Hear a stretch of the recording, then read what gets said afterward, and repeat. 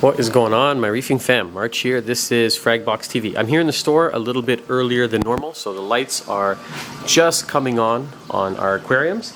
And why did I come in a little earlier today? Because I want to show you something that happened to one of our hammer corals here in the display tank of the store. I was having a little bit of issues with this tank, with some of the levels of the water.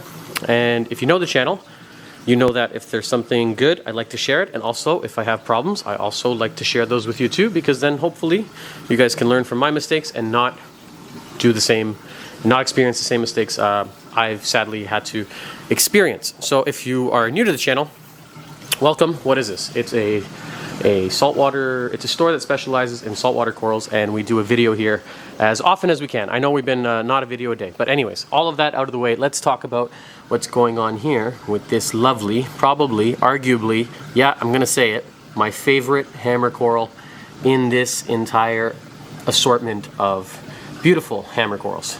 No, I lied. You know what? Maybe it's tied with this new one. It's blue. This is a blue branching hammer coral. Quite rare.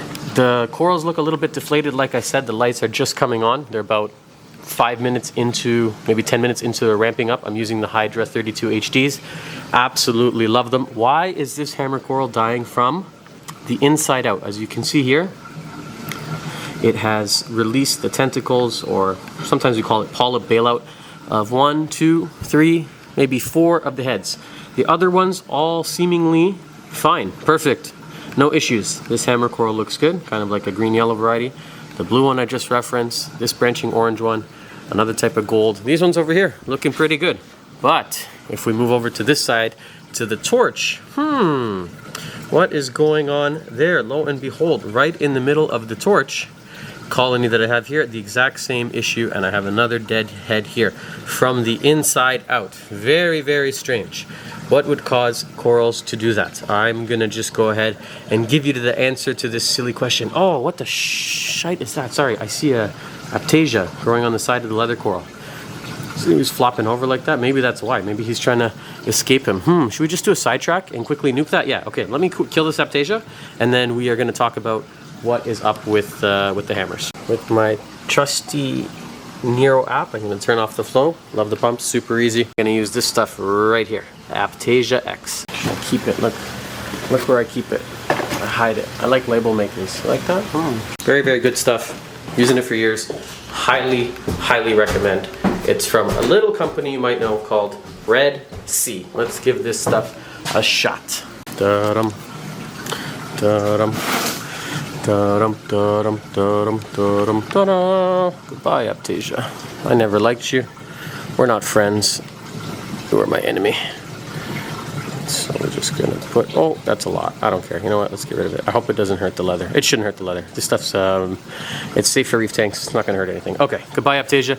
That was a good sidetrack. Let's get back to the video. Why is this happening? I think it's low magnesium. You guys hear me bitch and complain about magnesium and how important it is for LPS all the time. I'm always telling you, I think personally it should be much higher than the recommended value, so I'm adding this right here.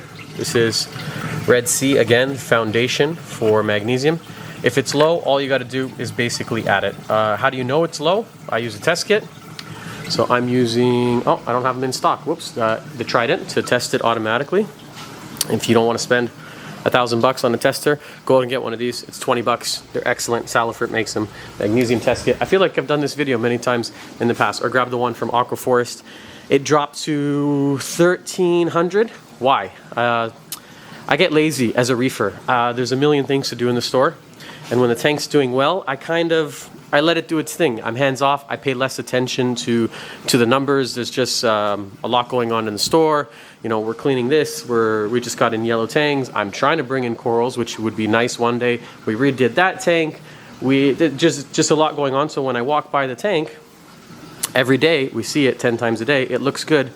I'm not really looking at the numbers, and then unfortunately, it's not until something like that happens, you, mister, are going to get glued, because every other week you somehow find yourself on the sand. So it's not until I see like dead heads like that, then I'm like, uh-oh, what's going on? Let's test the mag.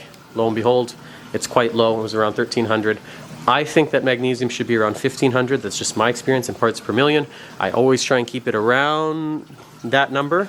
you're not gonna hurt anything. I've heard people say you're gonna hurt snails. It's 1550 over here in our maiden beds. I gotta have 1,000 snails in stock at all times with no issues. I don't think it's gonna hurt your snails. And the thing with mag, if you're gonna try and raise it, like, you need a ton of mag. I know you're watching Richard.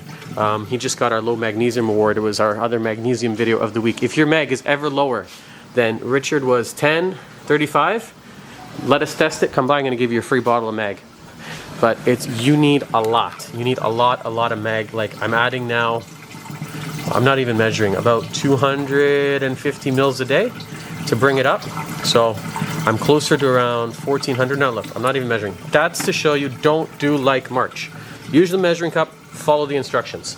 I brought it up to about 1400. I don't see any further death. The hammers are back to the nice swollen puffy selves. So I think that's why they were dying. I've seen it happen before, and it's a weird one. They go from the inside out, exactly like I am describing there. But that's it. I think we've solved this issue, so I will find new and creative ways to mess up reef tanks, because I've been doing this for a long time, and I surprise myself every couple months. I'm like, oh, that's a new and an interesting way to screw it up, and I will continue to share my mess ups so you guys will not have the same screw ups. I think we're going to wrap this up. If you guys like the content, give me one of these and subscribe, and we'll see you back here very shortly. Thank you for watching today's episode of Fragbox TV. What a nice Crocea clam.